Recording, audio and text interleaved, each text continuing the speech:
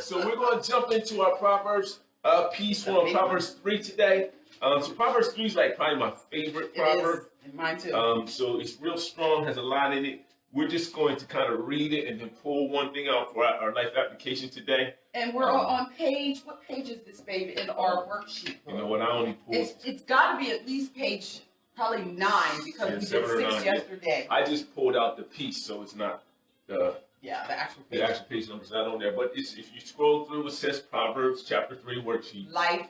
And then life applications where we are.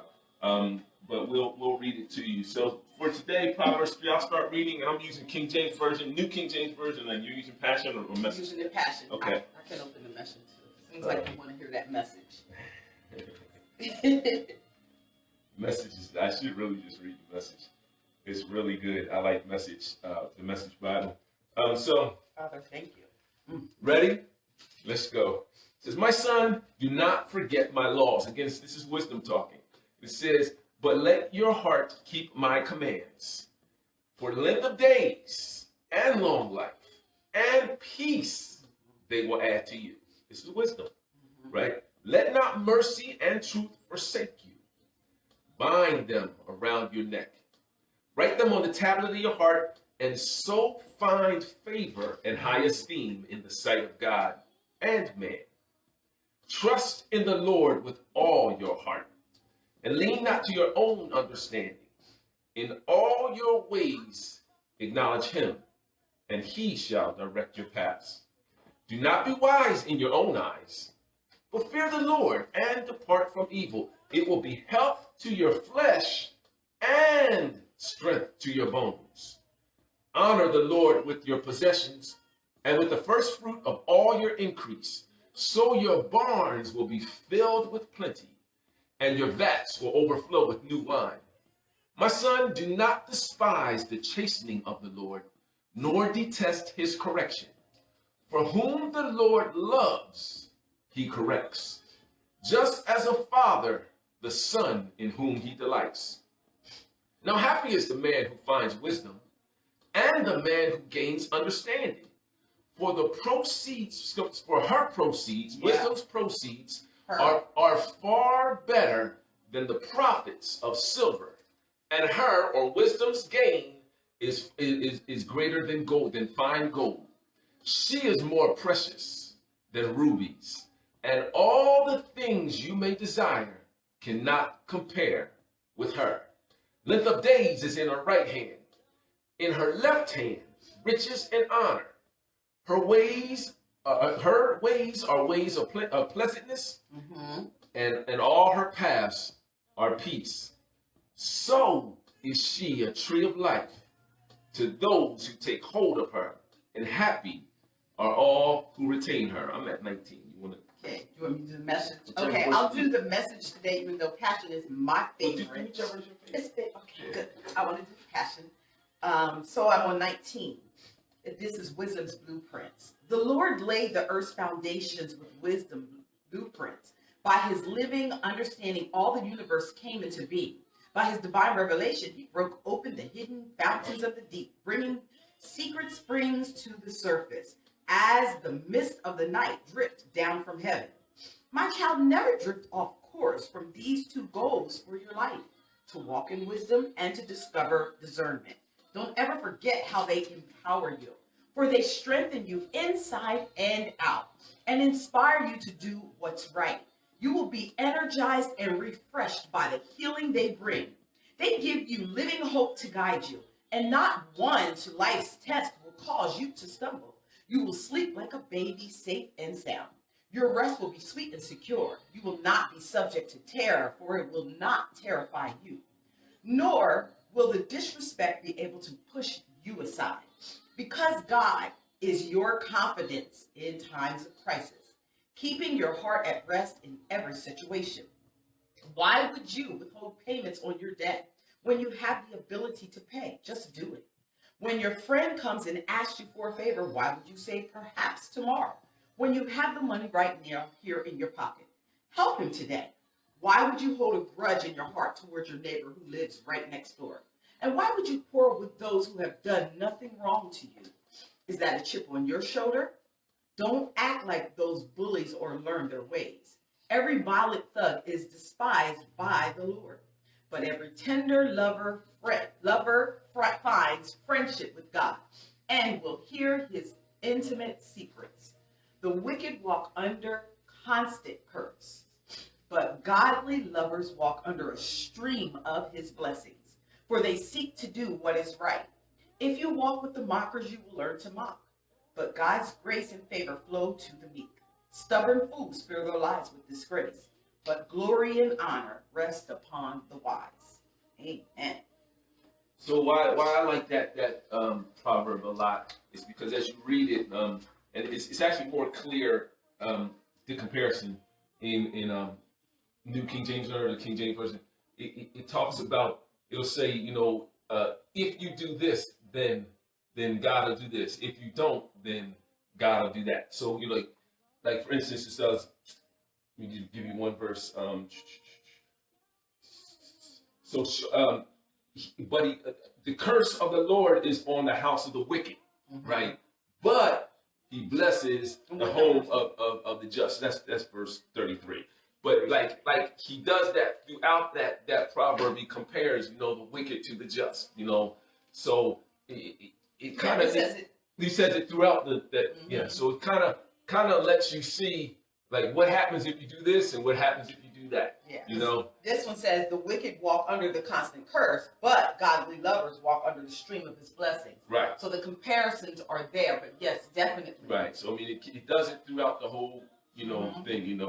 Surely he who scorns the scornful, but he who gives grace to the humble. The wise shall inherit glory, but the shame shall be to the So he gives that comparison. That's one of the reasons I like that proverb. But early on in the proverb, he talks about wisdom and how wonderful she is, right? And how valuable she is.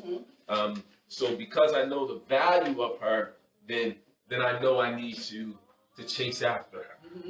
I know I need to really, I'm going to say push myself, to be intentional, to increase my level of wisdom or ability to apply knowledge and understanding here on this earth. Right. And we've been talking about wisdom, and we're going to talk about this the whole 31 days because Proverbs does speak about wisdom, and it gives us information to know what we need to do so that we can make sure that we're walking in the statutes of the Lord and not on the other side.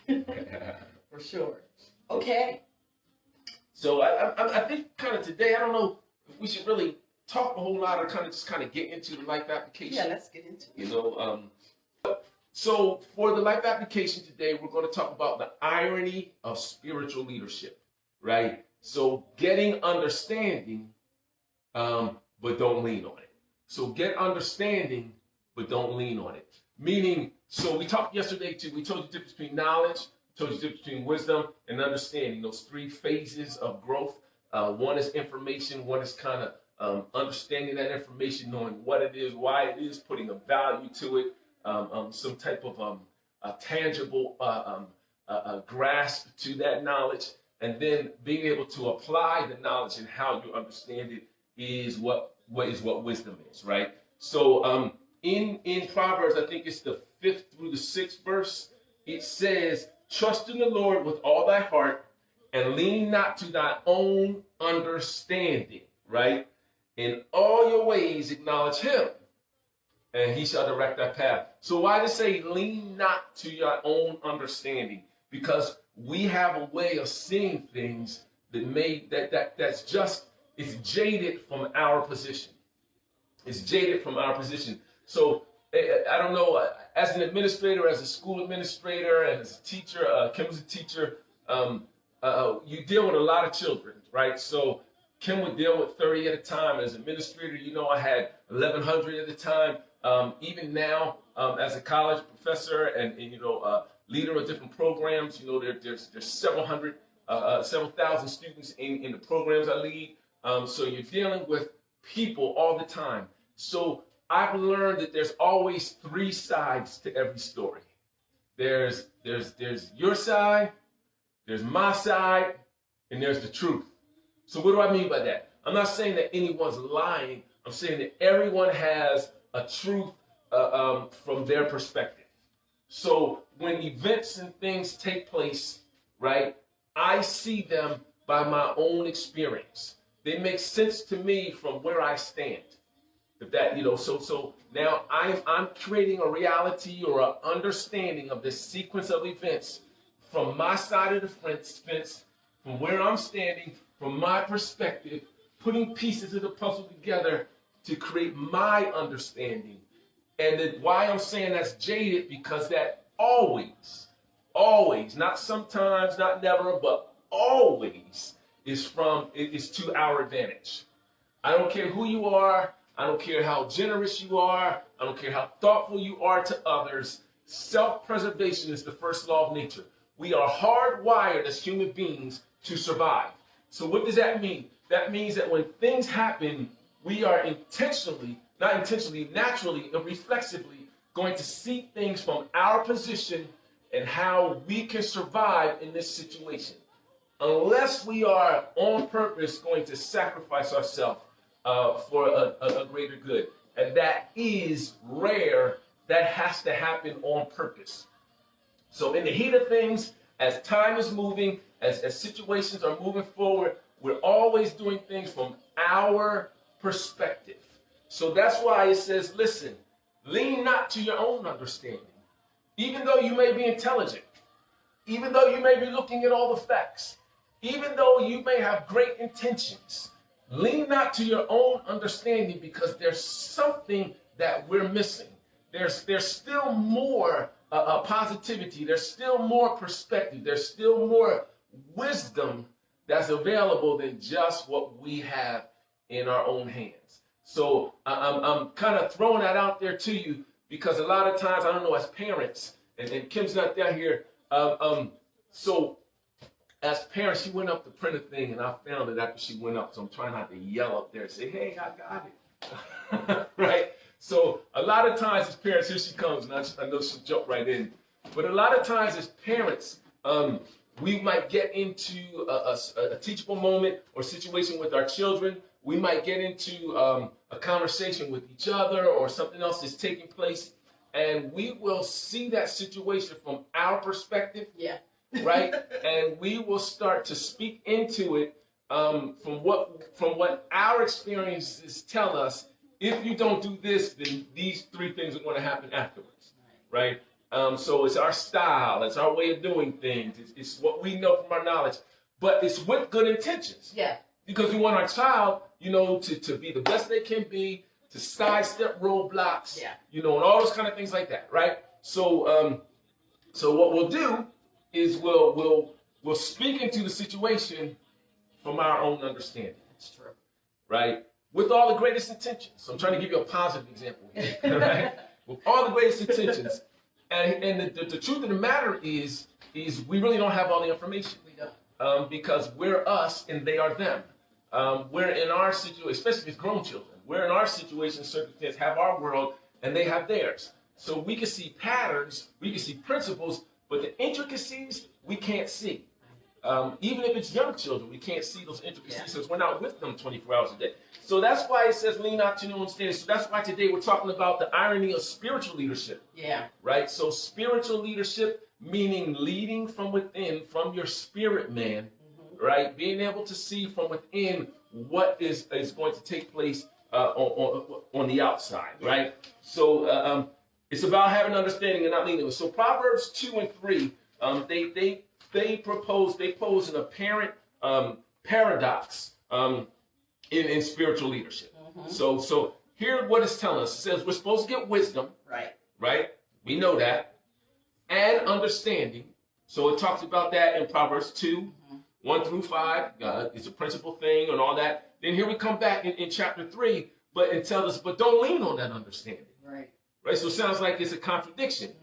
Well, no, it's not, because we need it all. We just kind of explained it in those few minutes I was just talking, right? So in Proverbs 3, 5 and 6, it says, even good wisdom, right? Divorced from God. Separate from God. Right? So even all of our good intentions to help our children, even our good intentions to speaking to our wife or our husband, or our good intentions to build our businesses, or to work on our degrees or the project that we're putting together, whatever. Even all those good intentions, right? Outside. When they're divorced from God, divorced from the source of the vision, right? So there has to be a spiritual source, something that's greater than us. So I know some people watching may not necessarily say that, that they're God believers, but we have to have something greater than us. In my case, is God. That's right. Right? The God of the Bible that I believe in. Let's just kind of make that plain and clear. The Father of Jesus. Right? I believe in, I have to be connected to Him. So that's why we have this Fitness 360 challenge, and that's why we're calling it Spirit, Soul, and Body in that order, because we're spiritual beings first. And that's what drives everything from the inside out instead of the outside in. So that wisdom can become a snare. Right. Oh my goodness, if it's separated from God. Right. So we can walk ourselves into traps. Oh my Lord, I can't imagine how many times I may have done that. With good intentions. With good intentions. Right. With good intentions. Right. So like sometimes you just give an example. Sometimes that wisdom is just be quiet and let them talk. Yeah. Even though I have I think something that I can say, because if I say it, I could be. So I need to let them talk sometimes. Which is hard for us as parents because. You're like, maybe you're over the conversation. You're like trying to end it. It's just best just to listen. But this is good today. So here's the question. So how should a wisdom-driven leader think? So we're going to give you 10 things, and we're going to do them quickly. So how should a wisdom-driven leader think? So again, wisdom is that application of knowledge and understanding. We're all leaders in some capacity. So I'm not talking about positional leader with the title. I'm talking about someone who is taking on the responsibility to influence and impact their surroundings. Someone who is going to accomplish a vision, a goal that they see that makes you a leader, right? Even if it's your own. If it's leader of yourself. The leader of making the garden in my backyard. Right. We're all leaders in some capacity and on different levels in different positions and parts of our lives. So how should a wisdom-driven leader think? Well, the first one, wisdom-driven leaders think big. You got to think big, bigger than where you are right now.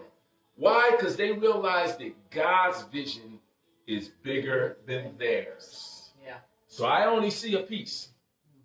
I see Fitness 360, Spirit, Soul, Body, 31-day challenge. Maybe God is seeing an enterprise. Yeah. Maybe He's seeing some on-demand, everyday work. I don't know. Right. I don't know what He's seeing. Right. But the vision, the source of the vision is always bigger than mine. So I have to be open to and be ready to think big. And what's next? The next one is wisdom-driven thinkers, leaders think other people or think that they are always included in the mix. I guess you need to help me with that. So I'm not sure. They think other people. They're always thinking about themselves. So a leader, the thing about leaders is that we want to influence and impact others to accomplish a vision that we see a little more clearly than they may see. So as we're thinking, we're not just thinking about what's advantageous to us. We're thinking about others and how can we help move them along to accomplish this. So using the parent, as a parent, once you have that child, you're no longer 100% yours. Everything you do, you should be including that child, and how do I get them to see what's in them, to move to a portion of life where they're going to be greater than even me, which means I'm going to have to inconvenience myself to move them along. So wisdom-driven leaders think other people. Wisdom-driven leaders think continually. They are not satisfied with today's answers. Right. Give you a real quick story. And why am I forget his name? Showtime. Deon Sanders, right. So Deon Sanders, his dream as a little boy was to win the Super Bowl. He was a great athlete. He wins the Super Bowl, right? The day after the Super Bowl, and he had an interview, a couple years later. If you remember his cycle, he won the Super Bowl, and then his life took a downward spiral. Yes, it did. He got into drugs and different things like that. It took a downward spiral, right? And he's a hero because he's doing awesome now. So he's a hero example to all of us. So he was in an interview. After that downward spiral, he started to, rebuild his life and recover ground and come back up. he did an interview in that when he was in that process. And they asked him, you know, well, what happened? You were on top of the world. You know, you had everything you wanted. He said that was the problem. Yeah, and he went to depression. Right. He said, I had a goal to win the Super Bowl, but I didn't have anything after that. Yeah. So once he won that Super Bowl, the night after the Super Bowl, he's sitting by himself after the parties are over and everything, and he realized that there was nothing else. Nothing else after that. I did it, but I'm still alive and have all this energy. Well, what do I do now? Right.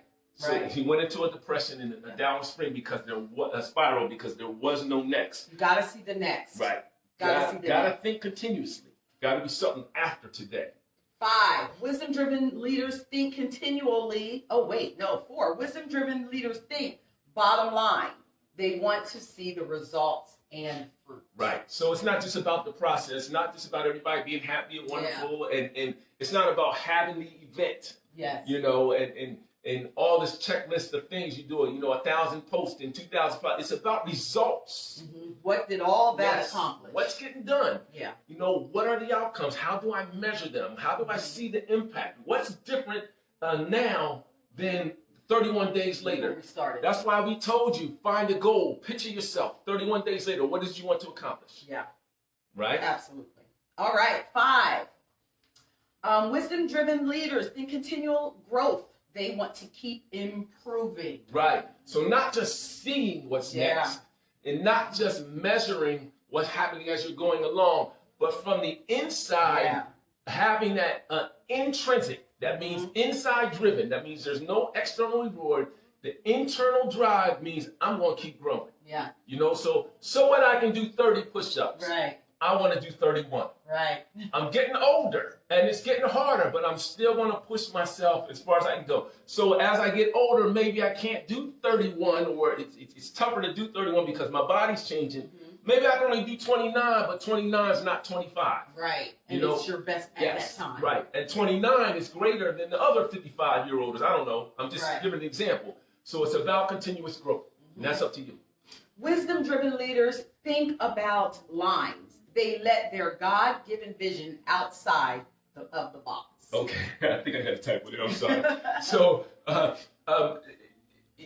it's about seeing, how do I can say this? So a wisdom-driven leader, the perfect example, COVID happened, right? Yeah. So just let's take churches, for example, or even schools.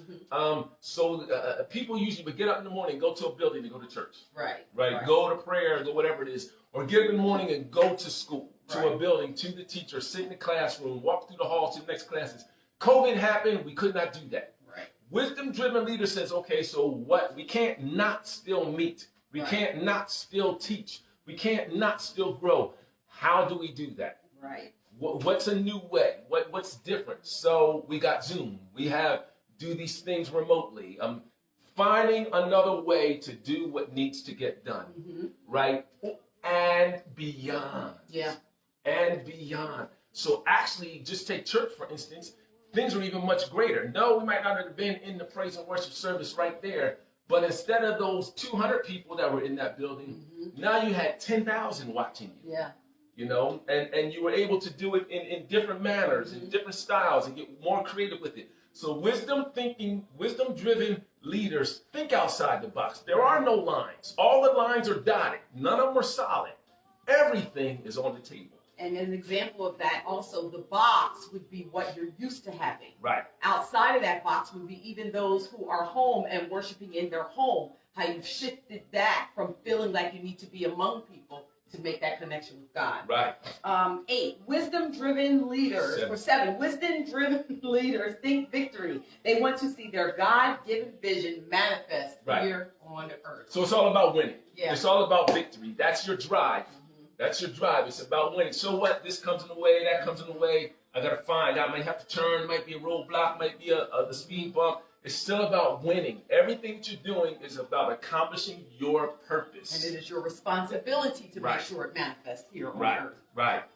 Wisdom-driven leaders, number 8, think intuitively. They already have a sense of what will work. Right. So there's a thing called action research. So action research says that there's a problem that's taking place, and I need to find a solution to that problem. So because I'm kind of the expert in the situation, because I'm the one in the situation is what makes me the expert, right? So that means I kind of already have an idea of how to fix it. We just had a conversation recently with someone where we said to them, you already know what to do.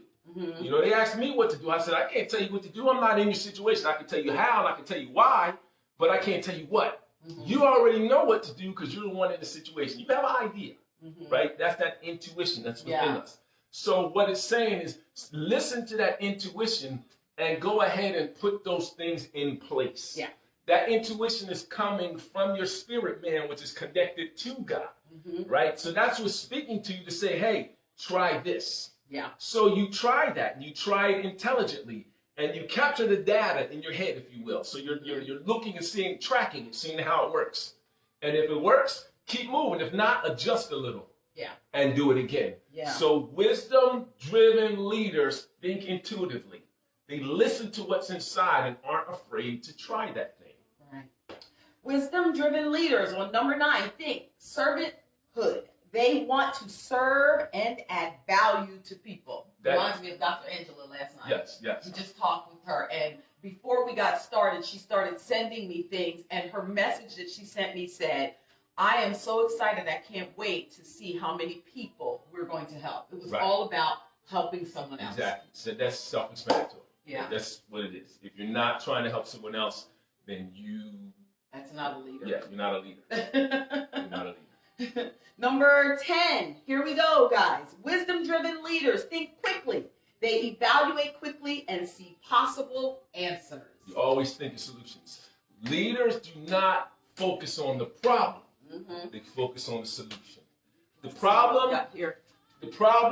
the situation, the circumstance, the thing that already took place is over. I can't change it. Right. I can't change what just happened, right? But I can change what I do right now. Yes. Because that's what's going to affect what happens next. Wisdom-driven leaders accept the situation, accept what's taking place right now. Got it? They accept what's taking place right now, and they go ahead and they focus on what next. Yeah. My youngest son, he was a defensive back in high school, so it's like the defensive player that watches the passes. He was in a game once, and they caught 2 passes on him in a row, right? He came back in the second half, had a very good game. Actually got interceptions, did some really great things. Asked him, how'd you do that, right? He said, Dad, you got to have a 2-second memory. Right? Because the most important play in the game is the next play. So wisdom-driven leaders are thinking, what's the next play? Yeah. What do I do to get ready for it so that we can effectively move forward? So we're going to jump into our workout now, see what happens here. So we're going to jump right in. Remember, the best warm-up, the best way to start your workout is to go ahead and move. I'm going to go ahead and take my shirt off now. So let's go ahead and start lifting those legs up. And we're going to add the arms right away. Take your time. Take your time. Move at your pace. Right? I'm down here in the basement, so I can't lift my arms all the way up. You can lift them all the way up. If you can't do your arms, and just hold them still. That's a good.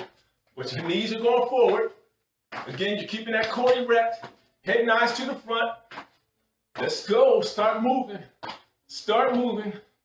So I'm just going straight up and down. I'm not twisting to the side yet. Look, I'm uncoordinated, talking. I can't talk and move at the same time.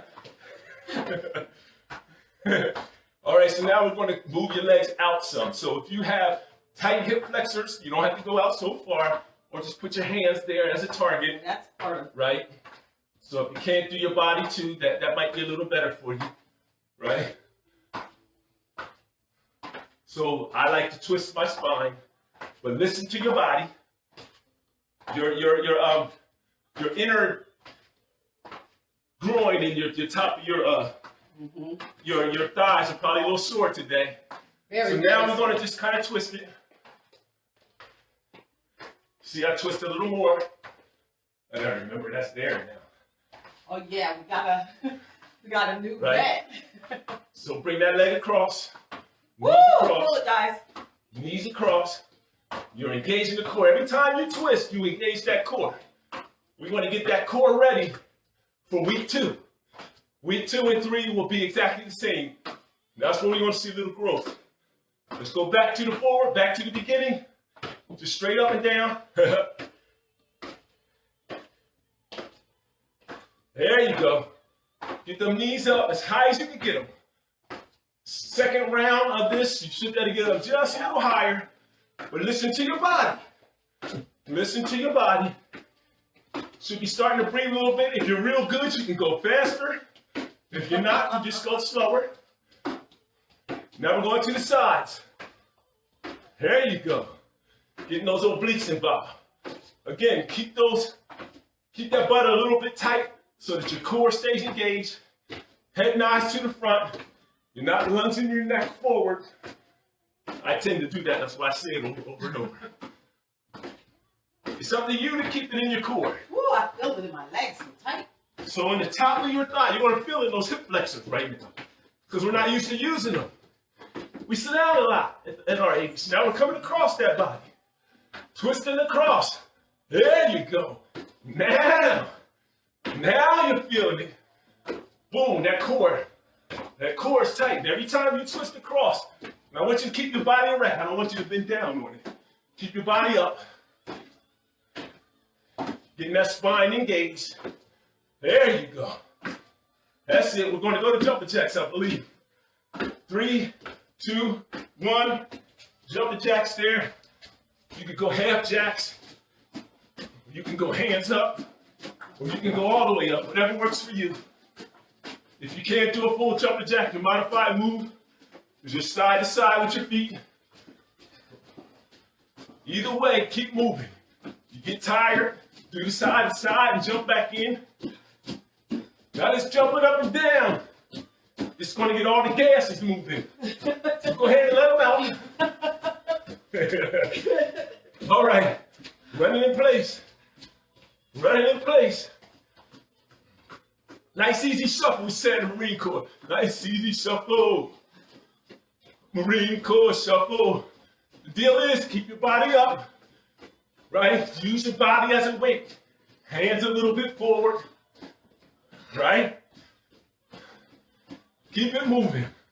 That's good, that's good. Good job. 3, 2, 1, we're gonna add our legs into that. Let's go for the side for you. Kind of like a lunge, run lunge. You can go straight arms. Okay, so for those who, Let's go. yeah, if you are having hip issues, just do the shuffle where you're switching your feet back and forth. Arms are still up. You don't have to jump. Back to jacks. Whoa. I'm sorry, Keep it moving. mats are moving. I don't want them to Keep fall. it moving. Keep it moving. You You can put your hands on your hips. You can do the modified move. You just need to keep moving. Well, you need to keep your core erect. There you go. Should be breathing a little bit now. Body should be warming up now. You should be using those muscles now. Your calf, if you're not used to doing jumping jacks, you might feel it in your calves a little. Back to right in place. Woo. This is kind of like an active recovery. Keep it moving. If you can't run in place, then walk. That's a modified move. Right? Whatever works for you. I'm going to tilt this down a little bit. See a little bit more of our body. I know you can't see my face. That's okay. Back to the run lunges. There you go. Back to the run lunges. So on the run lunges, it's important that you're lifting your hands up. Whether you're going all the way up or all the way out, lifting them up, engage the shoulder and the core. You're not doing run lunges in here. You're doing them out or up, right? Kim has the modified, they can't see you. Kim got the modified move for you. Shuffling my feet back and forth while my arms are going and holding my core in. Same difference. All right. Now we're going to shuffle back and forth. Just like that. Up, up, back, back. That's all. We're just engaging my core. Up, up, back. Let me say it right. Up, up, back. There you go. If you can't leave the ground like this, then just walk. right? The deal is keep that core tight. Don't lunge your head forward. Keep it tight, body erect. If you're real good, then you can get some space. Yeah. You can, oh, I'm trying to move it because I don't want to. That's why I didn't want to put this one back in. I can move it. I'm gonna move it out your feet. Off your feet. All right. So now we're gonna go to quick feet. So we're going to quick feet in one space. Then we're gonna move to one side, quick feet, forward, quick feet, side, quick feet. Making that square. Back, over, up. Now we're going the other way. Back, over, up, over. You ready? Now we're going to keep the feet together. And we're going to cross in the diagonal. One, so it's like to modify, you're just basically just bringing one foot out at a time. Hold your core in tight, but keep moving. So I'm just going diagonal. Remember, knees together, butt tight. Head nice to the front, arms in. You're just going one way, diagonal, diagonal. Now we're going to go back to the center set. Now we're up, up, back, back. Now, if it's too easy for you, speed it up. The deal is you got to keep that core tight to be able to do this. So this is like a quickness drill. You can't go that fast, go slower. If you're real good, then raise them up. Now I'm going to go fast feet again. I'm going to go counterclockwise. Get them moving. Over, back, over, up, over, up. So the deal is you're keeping that core tight. There you go. Up, over. We're going to go the other way. Ready? Over. Over, over, up, over, back, over. Pump those arms, pump those arms, pump those arms. Those knees, those legs should be burning. Ready? Now we're going to diagonal the other way. Feet together, knees together, butt tight, core erect, elbows in, jumping, jumping. I'm talking like that so I can catch my breath. If you can't do it like that way, couldn't show you a modified.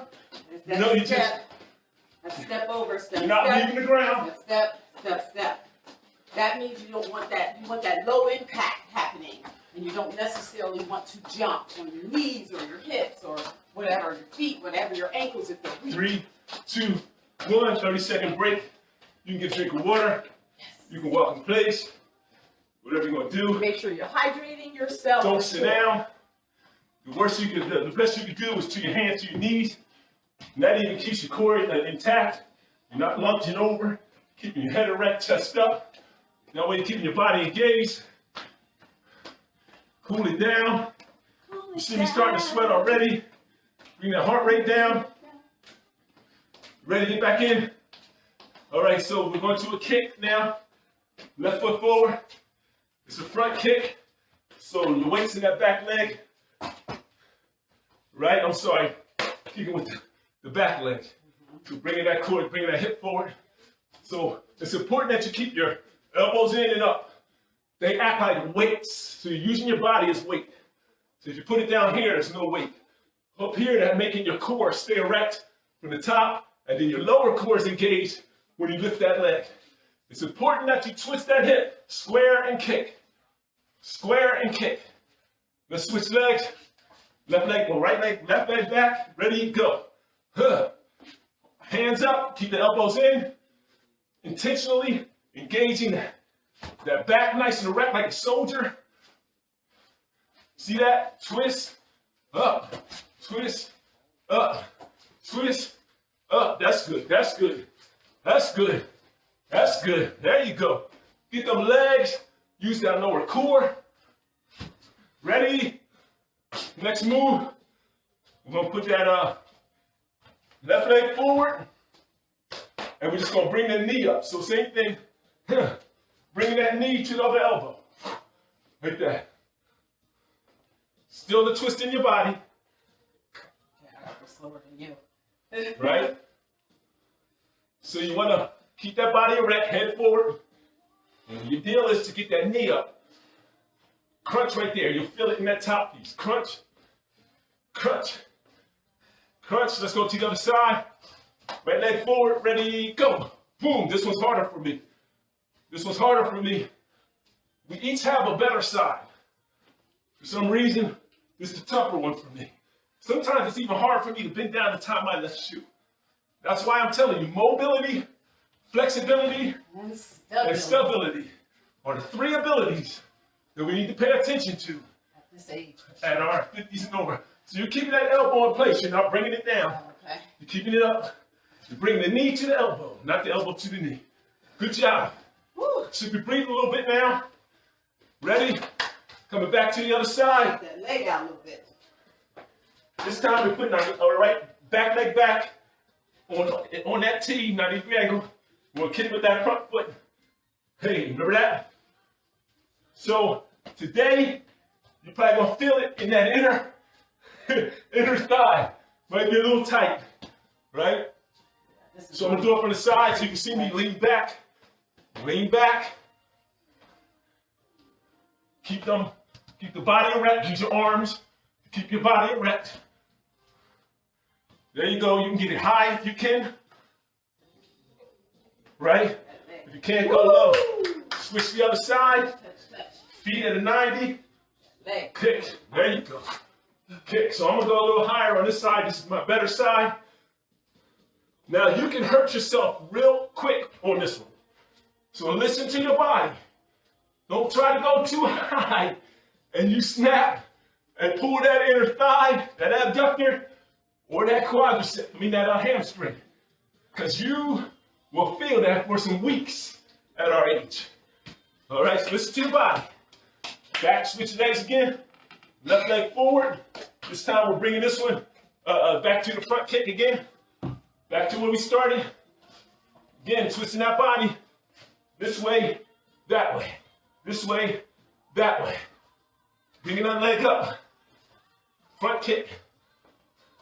It's like you're kicking in a door.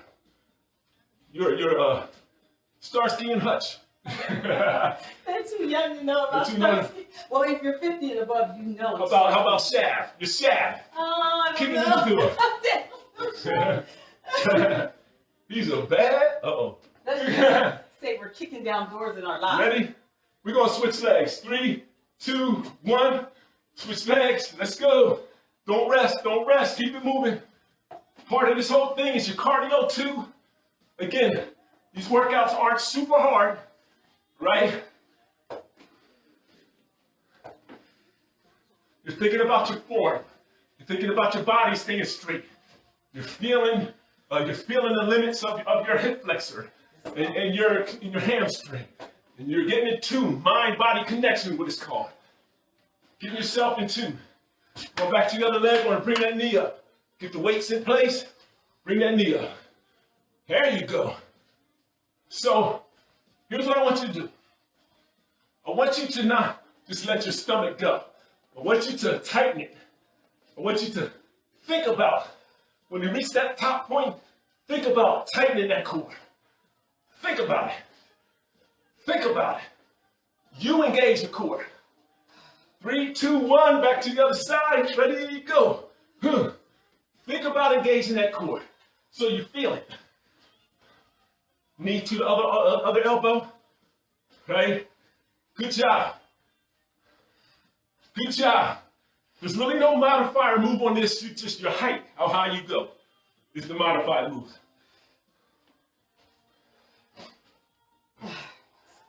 There you go. Good job, good job. Almost done with this sequence.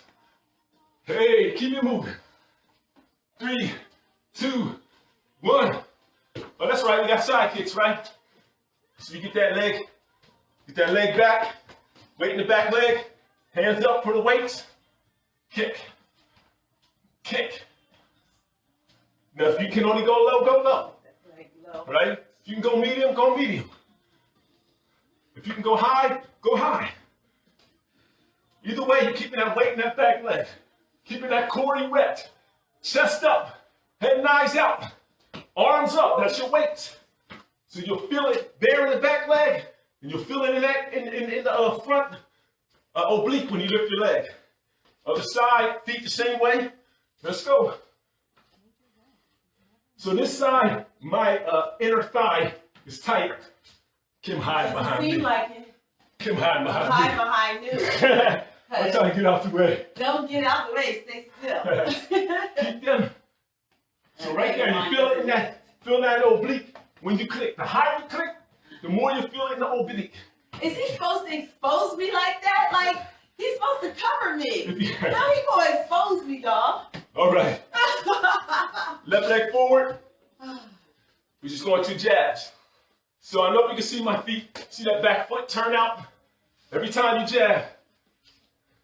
So jab, cross, jab. Actually, I'm doing it backwards. Cross jab. Cross. Okay. Jab, cross, jab, cross, jab, cross. Now, I did some other body work offline, so I feel this in my lat on the cross. I feel my lat stretching. So what you want to do is you want to keep that chin tucked and up, right? We're switching sides. When you keep that chin tucked, right, and your back straight. You're not doing like a boxer down like this. You're keeping up high. So it's not like this. It's up high. And make sure so if you're real good, you can go faster, right? And that'll bring your cardio up, right? You can have little 2-3 pound weights in your hands and do it, right? So every time you twist, you're engaging that core, right there.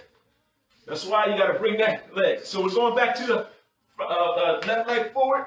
This time we're going to hook, uppercut, hook, uppercut. Twist that back leg on a hook, uppercut. Hook, then look at it, uppercut. Look up, uppercut. So keep your weight in your legs. Keep your body centered. You're not leaning forward. You're not leaning back. You're like straight up and down, erect. Oh, so don't. Right. Because you want to keep that core using. So we're switching the other side. Ready? Same thing, other side. It's going to feel funny this side if that's not your dominant hand. There you go. Oh, that's beautiful, Kim. Straight up. Boom. So that hook, get that elbow up so you can engage that whole lat. There you go. On that uppercut, you're thinking knockout. Boom. Remember Rock'em Sock'em Robots? Yeah. That's what you're thinking there. 2, 1. All right. We're going with body blows. It's that funny looking thing. Left leg forward. And it's about cardio here. So I want you to see my body. I'm not leaning forward. I'm not leaning back. I'm straight up and down. Right? I'm straight up and down.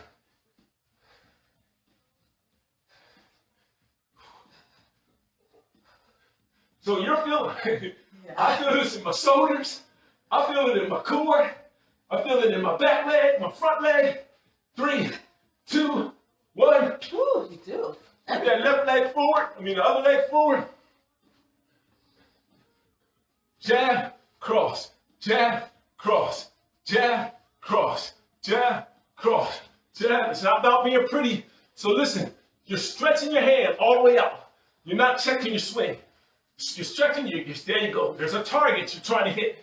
Pretend there's something out there you're trying to hit. Right? That's it. That's why your core has to be erect and your chest up so you don't hurt yourself. All right? Switch legs, jab, cross, hit that target all the way up. So don't snap too hard to hurt yourself, though. Right? But hit that target. It's about control. It's about extension. It's about flexibility. It's about mobility. And because you're keeping your body erect, twisting that toe, then you're teaching yourself stability. There you go. Good job. We're going to switch legs. We're going to the hook, uppercut, right? Hook, uppercut. Again, body erect. That's good. Twist that back leg on that uppercut. Yeah, exaggerate it. Wait, That's good. Perfect. Okay, on the hook, I'm sorry. Hook, uppercut. Hook, twist, uppercut. Toes on the hook. Keep that elbow up on that hook.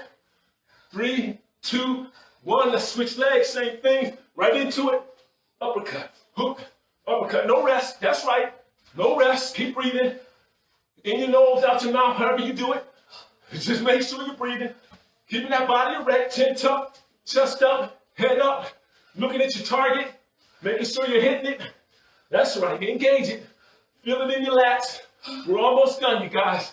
Almost done. You got this. You got this. I guarantee you, you got it. You're getting better. Work doesn't start till you get tired.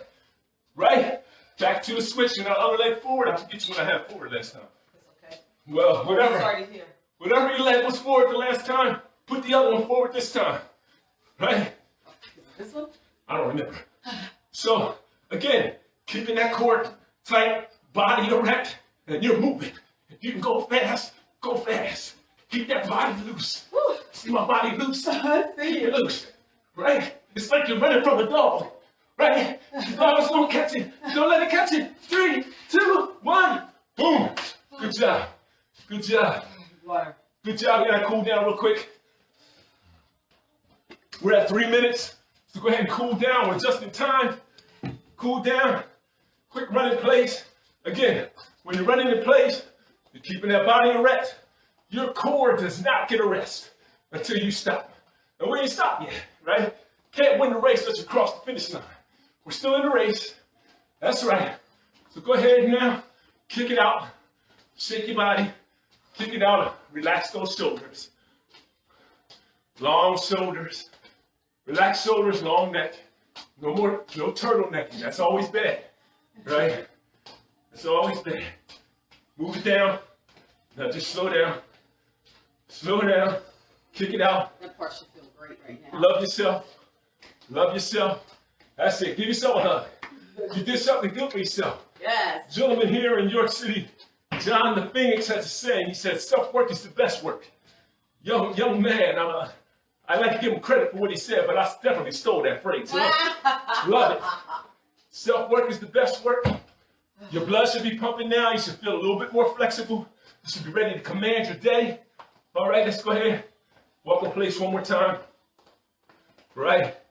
We're going to do a couple quick stretches. All right. Feet wide, wide in the shoulder. Right. If you're outside or you can put your hands up, I want your body erect. I want you to hands to go straight up. So I got to bend my knees. I don't want you to bend your knees, but I want those hands to go straight up in the air like that. I want you to stretch that spine. You just did a lot of stuff where you were banging on your spine and compressing it. Stretch it straight up. Straight up. Get that spine stretched, right? Now bring it down. Breathe. Exhale. Now your legs should be straight like this because the ceiling's short. I got to bend mine because I want you to focus on the upper. Right? Up. Put those hands together. Reach. Think about elongating that spine. Exhale. Down. One more up. Exhale. Down. All right. So now I'm going to bring both hands up. Drop your left hand. Lean to the side. Now, when you're leaning to the side, your body stays straight and square. Not straight, but looking square. I want you to reach this hand, your right hand, like you're reaching for something to the side. You're thinking about reaching so you can feel it all the way here from your hips to your fingertips, baby. You should feel that one there. Ready? Now, exhale as you bring it up so you don't hurt yourself. Hands down, hands up, exhale. Right? You ready? Anytime you go into the stretch, you exhale, exhale. Drop your hand. That's right. All the way over. Far as you can go. Listen to your body. If you can only go up here and only go up there. I'm not super flexible, so these are the ones that get me. Now you feel this here in your hips. You feel it here. You feel that bad boy. You ready? Let's exhale. Bring it back up. Come on, bring your hands down. Bring your hands up. Let's go to the floor. Hands out. Right? Stick now. What you want to do? Hands out and just stick that butt out. Bring your body down. Slowly. 3, 2, all the way to the floor. 1. Now you're going to feel this. You're going to feel it. If you can't go with your legs straight, then bend your knees. But bring it down. Now I feel this all through my back. Ooh, all through my hamstrings. Fingertips on the floor. Now I want you to bring your hands in. Right? Your hands in. Straight on it. You can put flat on the floor if you can't touch the floor. That's all right. Just down as far as you can. Keep your head in that neutral spine. Drop your head. Fold your hands. Hold your hands and your elbow, right? And just rock side to side. Just rock. Relax. Relax your head. Relax your shoulders. Let the weight of your head. But you got to rock side to side. All right, let's stop in the middle. Put your hands on your knees. Bend that butt down as far as you can. So now if you're looking at me, now you're in this position. Lift the butt up. Back straight. Hands butt back. You should feel that. Butt up. Butt back. Butt up. I want you to put your hands back on the floor. This one's going to be tough. Butt down as far as you can. With your hands on the floor. If you can get them. If you can't get your hands on the floor, then put them on your shins or whatever. But I want you to lift that butt up and back. One more time. Down. Up. Now you want to come up. As you're coming up, you're exhaling. Right? If you run out of air, then stop. Inhale. Now exhale. All the way up. Bring those hands up. Right? Bring them down. 2 more times. Up. Down. Good job. Good job, you guys. Up. Down. I want you to go ahead. Get your hands in prayer. And go ahead and thank God for another day. Thank Him that your mind, your body, your spirit are all tied together. As you know that in Him, you live, you move, you have your being. You've just commanded your day. You've taken your position to having dominion over all the things in this earth. And you are going to accomplish something great today. Something great in the kingdom, something that's in your purpose. In Jesus' name. Great job, you guys. Trust in the Lord with all your heart and lean not to your own understanding, but in all your ways acknowledge Him, and He will direct your path. Your path. All right. Day you 3 just done. did it. Day Day 3 3 done. done. You see me sweating? Y'all got me sweating. You got me sweating.